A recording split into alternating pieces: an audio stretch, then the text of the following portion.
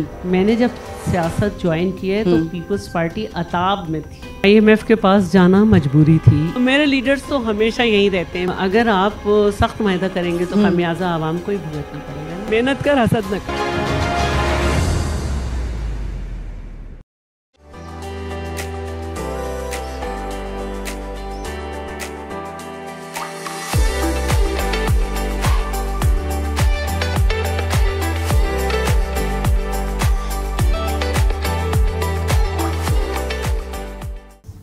अस्सलाम वालेकुम नाज़रीन, मैं हूँ आपकी होस्ट कौसर और इस वक्त मैं मौजूद हूँ एक ऐसी शख्सियत के साथ जो किसी तारुफ की मोहताज नहीं है। सीनियर रहनुमा है, पीपल्स पार्टी की सीनियर सियासतदान है, डिप्टी स्पीकर रह चुकी हैं, एक खूबसूरत शख्सियत की मालिक है। अगर उनको एक नज़र अचानक देखा जाए तो बीबी की याद आ जाती है। मेरे साथ इस वक्त मौजूद हैं शैला रज़ा साहिबा। अस्सलाम वालेकुम मैम, कैसी हैं? वालेकुम अस्सलाम, बिल्कुल ठीक हूँ। और बहुत मसरूफ़ नज़र आ रही है। अभी भी जब हम आए तो आप रिकॉर्डिंग में मसरूफ़ थी।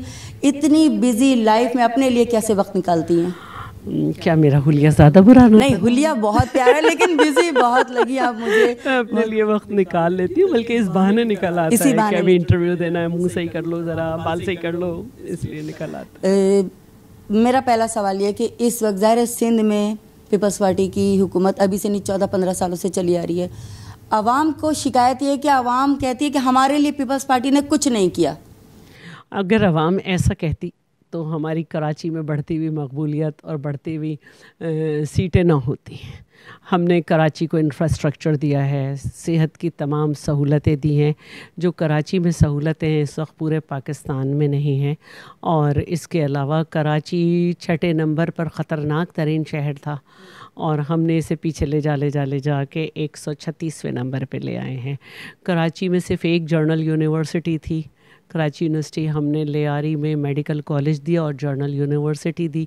SM लॉ कॉलेज इतना पुराना था, उसे यूनिवर्सिटी का दर्जा दिया। कॉमिक्स कॉलेज को यूनिवर्सिटी का दर्जा दिया। सिंध मदरसे को जो है वो यूनिवर्सिटी का दर्जा जो है वो सेहत पे होता है, चाहे वो NICVD के लिए हो, चाहे वो SIUT के लिए हो, चाहे वो गामा नाइफ की सहूलत हो, जो पूरे एशिया में सिर्फ 17 कंट्रीज़ में, जिसमें से हमारे पास कराची में 2 हैं, तीसरा हम लगा रहे हैं। कैंसर का फ्री इलाज कर रहे हैं। और इसके अलावा कराची को 100 मेगावाट बिजली हमने नूरियाबाद पावर प्रोजेक्ट से बना के दी है, जो कि और किसी सूबे में इतनी बड़ी तादाद में मेगावाट्स नहीं बन रहे हैं। हमारे 650 मेगावाट अपने पैसों से बन के नेशनल ग्रिड में जा रहे हैं। तो कराची वाले खुश हैं हमसे, ऐसी बात नहीं है। जब भी तारीख़ में पहली मर्तबा हमारा मेयर आया है, मेयर कांग्रेचुलेशन। अच्छा, इस पर भी मैं एक सवाल करना चाहूँगी कि जब भी इलेक्शन की बात हुई है और पहले भी बात हुई थी और आज भी दोबारा बात होती है, तो मेयर ऑफ कराची के आने पर मुखालिफ पार्टी ने हमेशा ये कहा कि धांधली से आगे आते हैं, धांधली बहुत होती है। हमारी हुकूमत ही नहीं है, ठीक है। उससे पहले भी जब हमारी हुकूमत में हुए थे तो ईस्ट और सेंट्रल में तो हमें बराए नाम, धांधली पे मैं वही बता रही हूँ, उसमें हमें बराए नाम सीटें मिली थी। अच्छा, तो फिर हमें बराए नाम तो नहीं मिलनी चाहिए थी ना। तो हम ईस्ट और सेंट्रल में हमारी जी भर के सीटें होनी चाहिए थी। और कोरंगी में हमें बहुत कम सीटें मिली थी, बहुत कम, ना होने की बराबर।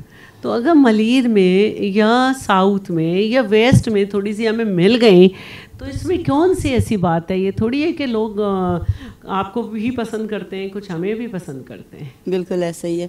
अच्छा, इस वक्त सिंध में स्ट्रीट क्राइम बहुत ज़्यादा बढ़ गया है, बहुत ज़्यादा। सिंध पुलिस उस तरह काम नहीं कर रही जिस तरह उनको करना चाहिए। बहुत ज़्यादा रोडों पे अगर आप नॉर्मल निकल जाए, एक मोबाइल के पीछे लोग जान से हाथ धो बैठते हैं। क्या वजह, हमारी पुलिस इतनी एक्टिव क्यों नहीं है? बस देखें, जब एक इलेक्टेड गवर्नमेंट होती है ना तो वो बड़ी अकाउंटेबल होती है। और हम ज़रा सी बात पे शोर करते थे और कैबिनेट के अंदर IG और सबको हम बुला लेते थे। बिल्कुल ऐसी। और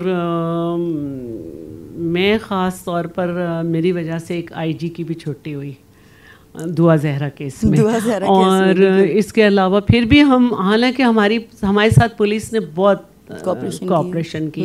और जितनी लड़कियां थीं, ज़ाहिर है पुलिस अगर ना होती हमारे साथ तो हम क्या करते हैं, हमने बड़ी लड़कियां बाजियाब कराई। आज तो कोई आवाज़ उठाने वाला नहीं है इतने लड़कियों के साथ, और सबके साथ केसेस हो रहे हैं। और बहुत तो जब मैं नाराज़ हुई कि भाई मैं ही फ़ोन करूं तो होता है, तो उस पर आईजी साहब ने तमाम DIGs को बुलाया, ऑनलाइन लिया और अपना स्पोक पर्सन दिया, हमसे लिया, और बहुत एक अच्छे कोऑर्डिनेशन से हम आगे बढ़े। तो एक इलेक्टेड गवर्नमेंट जो है ना बड़ी विजिलेंट होती है, तो मैं मानती हूँ कि इस वक्त क्योंकि केयर टेकर है तो चल रहा है, सब चल रहा है। अच्छा, मेरा सवाल है कि नवाज़ शरीफ दोबारा वापस आए, ठीक है, जिस तरह उनको प्रोटोकॉल मिलना नहीं चाहिए था वो मिला। आवाम ज़ाहिर है नाखुश है इस चीज़ के ऊपर, क्योंकि कुछ अच्छी यादें ना माजी में उनके साथ थी ना अब हैं। आने वाले दिनों में जो 8 फरवरी आप देख रही हैं उसमें PTI भी आगे आएगी, उसमें इमरान खान भी हैं, उसमें नवाज शरीफ भी होंगे, क्या कहेंगे इस बारे में? देखिए, मैं तो ये चाहती हूँ कि जितनी भी पॉलिटिकल पार्टीज़ हैं वो सब हों आगे, सब जो हैं लड़े, सबको पूरे आज़ादी हो। हाँ, वो लोग जो कि सज़ा याफ्ता हैं या जिन्होंने कुछ ऐसा काम किया है कि जिसकी वजह से वो स्टेट के मुलजिम हैं या मुजरिम हैं, उनकी एक अलग बात है, लेकिन उन पे भी मुकदमे चलते नज़र आने चाहिए। मैम, नाअहल तो करार दे दिया है ना उनको? देखिए, मैंने तो नहीं करार दिया, अदालत ने अगर उनको किसी वजह से दिया है तो मेरी पार्टी तो कंप्लेनेंट नहीं थी। मेरे तो लीडर को फांसी दी गई, जिसको जुडिशल मर्डर कहा जाता है। मेरे तो लीडर को 11.5 साल बगैर सज़ा के जेल में रखा गया है। लेकिन आसिफ अली जरदारी साहब का जैसे कहना था कि नवाज़ शरीफ को मैंने वज़ीर आज़म बनाया है, ठीक है, तो मैं शहबाज शरीफ को मैंने वज़ीर आज़म बनाया, तो मैं नवाज़ शरीफ को वज़ीर आज़म नहीं बनने दूंगा।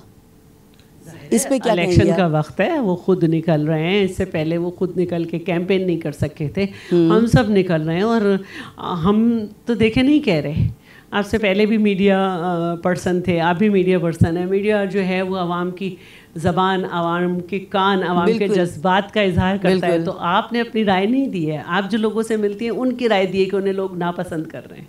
नापसंद कर रहे हैं क्योंकि मैम वही बात है, आवाम जो है वो चाहती है कि उनको रिलीफ मिले, उनको जो गवर्नमेंट आए वो उनको अगर रिलीफ देगी तो वो उसी को पसंद करेगी।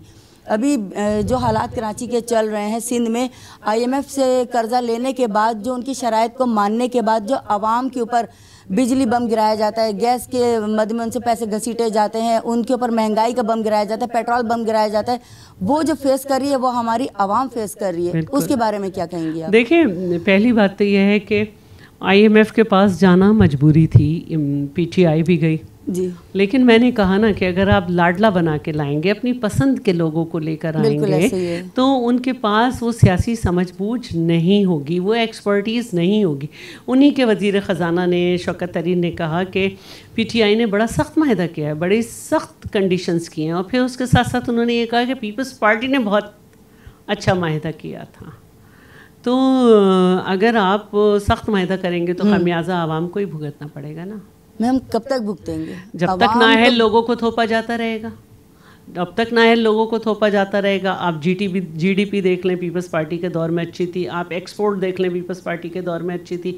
बिजली अगर नहीं थी तो पूरे मुल्क में नहीं थी, लेकिन आज जो बिजली है वो इसीलिए है कि हमने जाके CPEC का माहिदा किया, और सारे वो जो प्रोजेक्ट लगने थे वो लगे। 3 साल के बाद वो बिजली प्रोड्यूस करते हैं, हमारे जाने के बाद प्रोड्यूस हुई। तो हमने कारखानों को बिजली दी कि बेरोज़गारी ना हो। बेरोज़गारी के हवाले से आइंदा आने वाले दिनों में पीपल्स पार्टी का क्या लाहे अमल है? हम, जैसे मैंने कहा कि पीपल्स पार्टी के साथ एक नारा लगता है कि पीपल्स पार्टी आएगी, रोज़गार लाएगी, रोटी कपड़ा और मकान। तो अभी भी अगर आप देखें तो हमारे यहाँ हम नहीं दे सके थे रोज़गार, कोविड की वजह से और क्लाइमेट चेंजेस की वजह से। तो जब हमने अभी नौकरियां निकाली तो MKM कोर्ट में चली गई जी, और कोर्ट ने ये देखे बगैर कि जो उन्होंने तरीक़ा हमें दिया था कि इस तरह से नौकरी दी जाए, पहले इम्तहान लिया जाए, वो सब हुआ, उन्होंने जो स्टे दे दिया। और 2-3 दिन बाद हमारी गवर्नमेंट ख़त्म हो रही थी। तो हम इंशाल्लाह रोज़गार भी लाएंगे, और हम झूठा वादा नहीं करते क्योंकि हमें यहीं रहना होता है। क्योंकि 14 साल से जब आप हैं तो अच्छा हमें रहना यहीं होता है। हमें रहना यहीं पे। अच्छा शैला मैम, यहाँ पे सिंध में आपकी जो गवर्नमेंट है या हुकूमत है बहुत स्ट्रॉन्ग है, पंजाब में इतनी कमज़ोर क्यों है? ज़ाहिर है पंजाब में हमें टारगेट किया गया। पंजाब में पीपल्स पार्टी बनी थी, जब बनी तो पंजाब से ऐलान हुआ था। वहाँ पे हमारे मुकाबले के लिए जनरल जिलानी गए और नवाज़ शरीफ को लाए। हमारे लोगों पे 150 मुकदमात थे।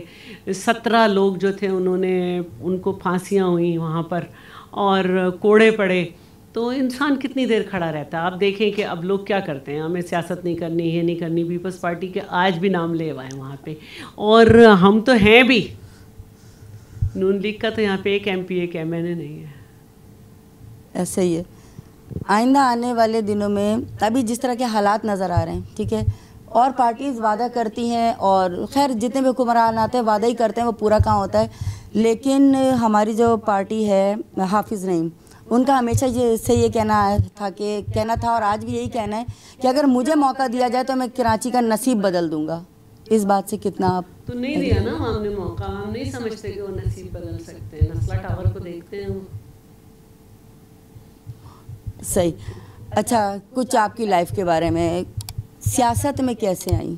मतलब शुरू से एक शौक था या आपका जो बैकग्राउंड है वो भी सियासत से नहीं आई? सियासत में मैं सोच समझ के आई। ओके। क्योंकि जब मैंने सियासत ज्वाइन की तो शौक वाले तो चढ़ते सूरज के साथ जाते हैं कि फलानी पार्टी आने वाली, हम उसमें चले जाए। मैंने जब सियासत ज्वाइन की है तो पीपल्स पार्टी अताब में थी, 86 में आपने ज्वाइन की थी। और जब से मैं अपनी पार्टी, जब से आप इस पार्टी के अंदर मौजूद ज़ाहिर है मैंने ये देख के की थी कि कैसे 2 ख़वातीन जो हैं वो उन पे जुल्म ढाया जा रहा है और वो अपनी आवाम के लिए खड़ी हैं। तो मैं आज भी अपनी डरी नहीं है, देख के आगे बढ़ी। हाँ, तो बस फिर मैं अपनी पार्टी को, मैंने उसी को ज्वाइन। इतना उतार चढ़ाव आपने देखा है सियासत के अंदर, कोई ऐसा ख़ास वाक़या जो आज भी आपके जहन में नक्श हो? ज़ाहिर है मेरे जहन में तो 2 वाक़यात तो बहुत ज़्यादा नक्श हैं। एक 18 अक्टूबर का, जब हमारे सामने इतने सारे लोग शहीद हो गए, और मैं स्कूल में पढ़ती थी जब भुट्टो साहब को फांसी हुई, और फिर 18 अक्टूबर के बाद कौन भूल सकता है जो है 27 दिसंबर बीबी। तो इससे ज़्यादा भयानक वक्त तो किसी पार्टी पे नहीं आया। शैला जी, मेरा आपसे एक सवाल है कि कोई भी सियासतदान जब बीमार हो जाता है तो पाकिस्तान में इलाज क्यों नहीं होता? आवाम भी तो यहीं पे इलाज करवा रही है, इनको बाहर जाकर ही जो ट्रीटमेंट करना होता है, इसकी आखिर क्या वजह है? मैं डायरेक्ट नवाज शरीफ के ऊपर बात करूँगी कि ये बाहर गए थे इलाज के लिए, तो बड़े टाइम टेबल देखकर इलाज कंप्लीट हो जाता है, ट्रीटमेंट हो जाता है और वापस आ जाते हैं, ऐसा क्यों? देखिए, मैं तो यही कहूँगी कि मेरी पार्टी के लीडर्स तो नहीं जाते। खुर्शीद शाह साहब इतने बीमार थे, बिल्कुल सबको मालूम है, लेकिन उन्होंने वक्त काटा। शर्जील जो है, शर्जील की इतनी उम्र नहीं है, छोटा है हमसे, लेकिन आप देखें कि वो, उसके हाथ में छड़ी आ गई लेकिन उसने यही वक्त काटा। हॉस्पिटल में भी दाखिल हुआ तो जिना हॉस्पिटल में, उसमें भी जो है वो एक शोहरत के भूखे पहुंच गए थे, और थे एक और नहीं आप बोल रहे, अगर बोल जरदारी साहब जो हैं वो कितने बीमार रहे। फरियाल साहिबा को मैं खुद जानती हूँ कि वो कितनी बीमार है, लेकिन सब यही थे। चांद रात को नैब खुद हॉस्पिटल ले गई थी, उनको नैब खुद हॉस्पिटल ले गई थी, लेकिन चांद रात को उन्होंने सोचा कैसे सताया जाए तो घसीट के जेल ले गए। तो मेरे लीडर्स तो हमेशा यहीं रहते हैं। बाकी जो दूसरे हैं तो भाई मैंने पहले ही कहा कि नवाज शरीफ साहब आए हैं, वो कहते हैं कि हमने इलाज भी नहीं कराया, अधूरा छोड़ दिया, लेकिन प्लेटलेट्स का नहीं पता, यहाँ हो जाएगा, हो गया तो मजीद भी हो जाएगा, मजीद भी हो जाएगा, जो रह जाएगा वो ट्रीटमेंट बाकी दूसरी पार्टीज उनका कर देगी। अच्छा, मेरा एक छोटा सा सेगमेंट है कि मशवरा क्या देंगी, तो मैं आपको नाम लूँगी और आप उनको जो मशवरा देना चाहें। मुस्तफ़ा कमाल लीडर कौन है? ओके, सवाल है ये आपका सवाल है। MQM का लीडर कौन है? MQM का लीडर अभी तक इनमें यही डिसाइड नहीं हो पा रहा। ओके, फारूक सर, मैं कहूँगी कि आप लीडर बन जाएं MQM के, कोशिश, मशवरा है आपका, ठीक है। ओके, नवाज शरीफ, प्लेटलेट्स को काउंट करें, वरना की तो गुंजाइश नहीं ना, मशवरा है। मशवरा है, बिल्कुल। शेख रशीद, अब तो अवामी हो जाए। अब तो अवामी हो जाएं। हाफिज नहीं, उन्हें और मेहनत करनी चाहिए। कर रहे हैं, काफ़ी अरसे से कर रहे हैं, लेकिन हासिल वसूल नहीं हो रहा है मैम। कर रहे हैं, जाने से तो नहीं होगा कि मैं हूँ मेयर मैं हूँ मेयर में हुए। मेहनत करें, मेहनत करें, मेहनत कर, हसद न कर। अच्छा, ये पीपल्स पार्टी का एक नया नारा, हमारे वॉइस ऑफ कनाडा उर्दू की जानिब से पीपल्स पार्टी का एक नया नारा, मेहनत कर, हसद न कर। डायरेक्ट आप, बल्कि मैं तो यही कहूँगी कि वो मेहनत ना करें, बल्कि आप मेरा मेहनत ना करें, मेहनत कर, हसद न कर, मेहनत कर, हसद न कर, मेहनत कर, हसद न कर। ओके, इमरान खान इतनी संजीदा हो गई, एकदम मुस्कुराते। अभी भी मैं चाहती हूँ कि क्योंकि बहरहाल वो इस वक्त जेल में है, और जेल में जब इंसान होता है तो जाहिर है लाइफ, बिल्कुल। तो मैं उनसे यही कहूँगी कि काश आप मईशत पे तवज्जो देते, इंतकाम पे ना। इंतकाम पे ना। खालिद मकबूल, उनसे भी ये है कि आप लीडर बन जाए MQM के। आपकी पार्टी के लोगों की थोड़ी सी बात है, जैसे सईद गनी मेहनती लड़का है, बहुत मेहनती है भाई। मैं लड़का इसलिए कहती हूँ, मुझसे काफ़ी छोटा है, बहुत मेहनती है और बड़ी जिम्मेदारी से काम करता है। मेरे अपने मोस्ट फेवरेट नासिर हुसैन शाह साहब।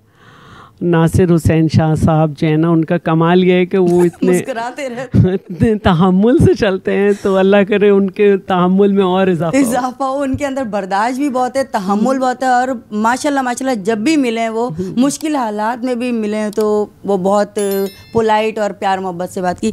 जी, तो नाज़रीन, इतनी खूबसूरत शख्सियत की मालिक हैं, प्यार मोहब्बत से इन्होंने बात की है। मैं कुछ टफ़ क्वेश्चंस लाई थी, मगर मैंने कहा कि जब इतना प्यारा इंटरव्यू चल रहा है, इतने मासूमाना तरीके से प्रोग्राम चल रहा है, तो माहौल ख़राब करना नहीं चाहिए। बहरहाल जो मेरे सवालात थे बेरोज़गारी को लेकर, गुर्बत को लेकर, परेशानी को लेकर, स्ट्रीट क्राइम को लेकर, और 8 फरवरी जो हमारा बेसिक 8 फरवरी हमारा इम्पोर्टेंट दिन इलेक्शन को लेकर, उसके ऊपर बहुत जामा इन्होंने जवाबात दिए हैं। आखिर में वॉइस ऑफ कनाडा के हवाले से मैम कोई मैसेज देना चाहेंगी? मैं ये चाहती हूँ कि पाकिस्तान की जो पॉजिटिव चीज़ें हैं उनको भी डिस्कस किया जाए, चाहे वो किसी भी गवर्नमेंट ने अपने सूबे में की हो, उनके बारे में बात की जाए। जैसे रोबोटिक जो है सर्जरीज़ हैं, और बहुत सारे ऐसे जो हमारे पावर प्रोजेक्ट्स हैं, इनके ऊपर इनको ज़रूर हाईलाइट किया जाए। लोग आज तक ये समझते हैं कि यहाँ पे बहुत अरसे से कुछ नहीं हुआ, ऐसा नहीं है। बहुत बहुत शुक्रिया शैला मैम आपका कि आपने अपने कीमती वक्त में से हमें वक्त दिया।